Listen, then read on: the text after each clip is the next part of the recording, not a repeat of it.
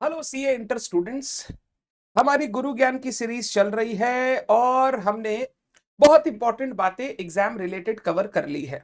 Advance accounts का paper pattern analysis, paper किस sequence में अटेम्प्ट करना है, क्या इंपॉर्टेंट है सितंबर 26 के लिए, ये सारी चीजें मैंने आपको बता दी। आज मैं जाऊंगा एक बहुत बहुत बहुत इंपॉर्टेंट मुद्दे पर, which is using first 15 minutes reading time of your paper. ये पहले 15 मिनट जो इंस्टीट्यूट हमें एक्स्ट्रा देता है, 3 घंटा 15 मिनट का पेपर होता है, 15 minute reading time of the paper, फिर 3 घंटे का राइटिंग टाइम।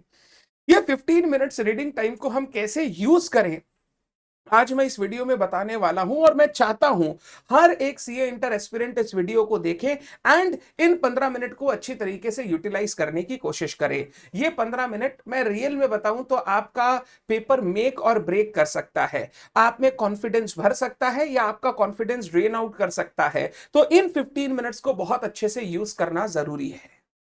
सबसे पहले जो अब मेरे को लगता है सीए इंटर के स्टूडेंट को तो नहीं बोलना चाहिए, फाउंडेशन वालों को मैं बोलता हूं, इंटर वालों को नहीं बोलना चाहिए, बट तो भी मैं बोल रहा हूं, एग्जाम हॉल प्लीज टाइम से पहुंचिएगा। आपका अगर 1:45 पे आपको क्वेश्चन पेपर दिया जाता है एग्जाम हॉल के अंदर, 1:30 का आपका रिपोर्टिंग टाइम रहता है। 1:20 1:25 तक आप प्लीज एग्जाम सेंटर पहुंच जाइएगा। 1:20 1:25 पहुंचने के बाद किसी से ज्यादा बात करने की जरूरत नहीं है, दोस्तों के साथ रहो, मजे करो, चिल करो, म्यूजिक सुनो, सब कुछ करो, बस ज्यादा डिस्कशन नहीं करना है।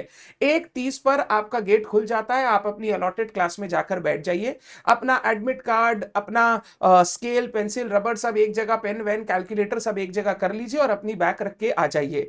ध्यान रखिएगा मोबाइल फोन कोई हाल में आपके पास नहीं रहना चाहिए, कोई भी तरीके से स्विच ऑन स्विच ऑफ नहीं रहना चाहिए, वो आपकी बैग में रहना चाहिए। एक बार आपने सब कुछ कर दिया, आप बैठ गए, 1:45 से आपको पेपर बांटना शुरू करता है, क्वेश्चन पेपर आपको दिया जाता है। इसके बाद आपके पास 15 मिनट टाइम रहते हैं जब आप सिर्फ क्वेश्चन पेपर के साथ अपना टाइम स्पेंड करते हो। इस 15 मिनट्स में क्या करना है मैं वो अब बताना शुरू कर रहा हूं। नंबर वन, कभी भी इस 15 मिनट्स में आप क्वेश्चन पेपर को 1 बाय 1 क्वेश्चन रीड करना शुरू ना करें। बहुत बच्चे मैं देखता हूं क्वेश्चन 1 ए उठाया, पूरा एकदम एक एक लाइन पढ़ रहा है, क्वेश्चन 1 बी पढ़ रहा है, क्वेश्चन 1 सी पढ़ रहा है। कोई फायदा नहीं है, क्योंकि जब आप क्वेश्चन अटेम्प्ट करोगे तो उस समय आपको पूरा क्वेश्चन वापस पढ़ना ही पड़ेगा। सबसे पहले आपको क्या करना चाहिए पता है, एक बर्ड्स आई व्यू लेना चाहिए पूरे पेपर का, सब्जेक्टिव पोर्शन का। एक बार एमसीक्यू पोर्शन अलग रख दो, एमसीक्यू पोर्शन आपको अब साथ में दिया जाता है, एमसीक्यू पोर्शन को छोड़ के सब्जेक्टिव पोर्शन का सिर्फ बर्ड्स आई व्यू ले लीजिए। क्वेश्चन नंबर 1 ए एएस 10 से आया है, क्वेश्चन नंबर 1 बी एएस 19 से आया है, क्वेश्चन नंबर 1 सी एएस 22 से आया है। ऐसे करके क्वेश्चन 1 से क्वेश्चन 6 कौन कौन से टॉपिक से क्वेश्चन दिया है सिर्फ वो मार्क कर लीजिए, आपको पूरा पूरा क्वेश्चन पढ़ने की जरूरत नहीं है। अगर पॉसिबल हो तो आइडेंटिफाई करने की कोशिश करो कौन सा ऐसा क्वेश्चन है जो आप चॉइस में छोड़ना चाहेंगे एंड कौन सा वो क्वेश्चन है जो आप सबसे पहले अटेम्प्ट करना चाहेंगे, ताकि जब आप क्वेश्चन पेपर करने लिखने बैठो तो आपके मन में क्लैरिटी रहे मुझे क्या करना है और क्या नहीं करना है। जैसे अगर कोई बच्चा कंसोलिडेशन छोड़ के आया है तो उसे पता है उसे क्वेश्चन नंबर 4 नहीं दे, क्वेश्चन नंबर 5 नहीं 4, क्वेश्चन नंबर 4 उसे नहीं देखना है, 4 या 5, क्वेश्चन 5 उसे नहीं देखना है, वो कंसोलिडेशन का 14 मार्क का क्वेश्चन है, तो आपको क्लियर है क्वेश्चन नंबर 5 काट दीजिए, मेरे को ये नहीं करना है। अगर कोई ब्रांच छोड़ के आया है तो क्वेश्चन नंबर 6 सी उसे पता है उसे नहीं करना है। अब अगर 6 ए और बी अच्छा है करने लायक तो हम सोचेंगे, नहीं तो क्वेश्चन नंबर 6 हम काट देंगे कि ये हमको हाथ नहीं लगाना है। तो अगर ये पहला 5 मिनट में आप बर्ड्स आई व्यू ले सकते हो और ये डिसाइड कर सकते हो कौन सा क्वेश्चन चॉइस में जाएगा और कौन सा क्वेश्चन आप पहले लिखोगे, तो ये बहुत बड़ा हेल्प हो सकता है। ना भी हो पाए तो चिंता नहीं, हो जाए तो बहुत अच्छा। अब इसके बाद जो अपने पास 7-8 मिनट बचेंगे, 5-7 मिनट ये सब करने के बाद जो भी अपने पास 7-8 मिनट बचेंगे, हम लोग चले जाएंगे एमसीक्यू वाले पेपर में।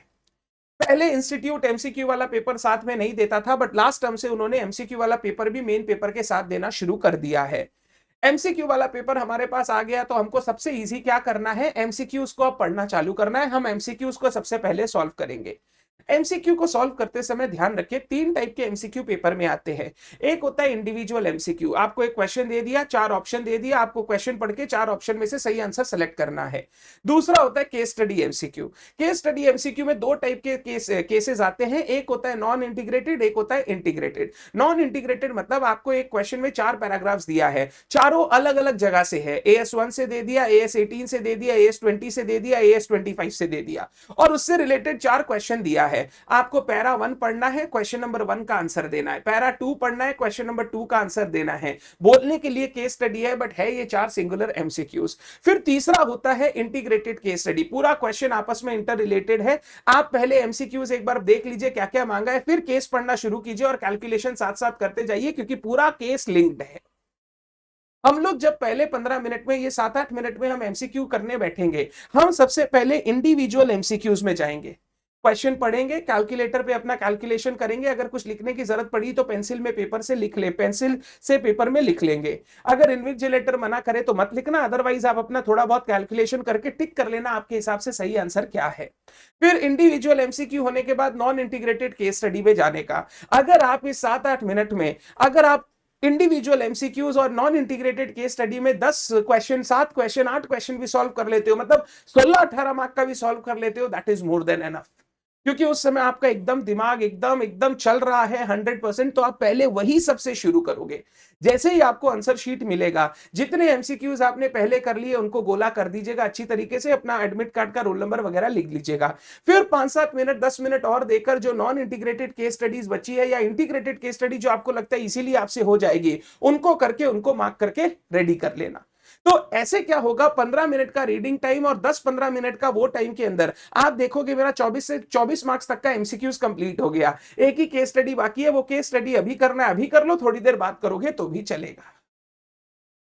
तो इस तरीके से पहले 15 मिनट का रीडिंग टाइम आपको यूज करना है। पहले जब इंस्टीट्यूट नहीं देता था एमसीक्यू का पेपर, तो हम बोलते थे सब्जेक्टिव पोर्शन से स्टार्ट करो, बट अब क्योंकि एमसीक्यू का पेपर दे रहा है तो हम लोग एमसीक्यू से स्टार्ट करेंगे। पहले इंडिविजुअल एमसीक्यूज कंप्लीट करेंगे, फिर non integrated case studies complete करेंगे, फिर टाइम बचा तो इंटीग्रेटेड केस स्टडीज करके हम अपना 30 मार्क्स रेडी कर लेंगे।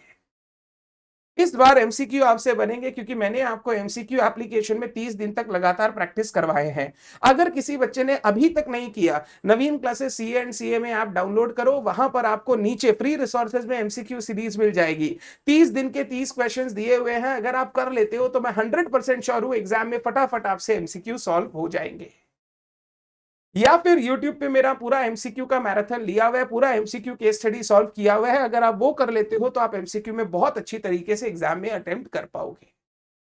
तो इस तरीके से 15 मिनट्स टाइम को हम यूज करेंगे और कोई भी तरीका हम यूज नहीं करेंगे। ये तरीके से करने से आप नेक्स्ट 3 घंटे बहुत अच्छे से अपना पेपर लिख पाओगे, and I'm 100% sure advance accounts में एग्जामिशन पक्का है। All the best to all of you, पढ़ते रहिए अच्छे से, एंड इन कुछ दिनों को इतने अच्छे से यूटिलाइज कीजिए कि जब आपका एग्जाम खत्म हो तो you are 100% sure that I will pass this term. Thank you so much everyone, bye bye.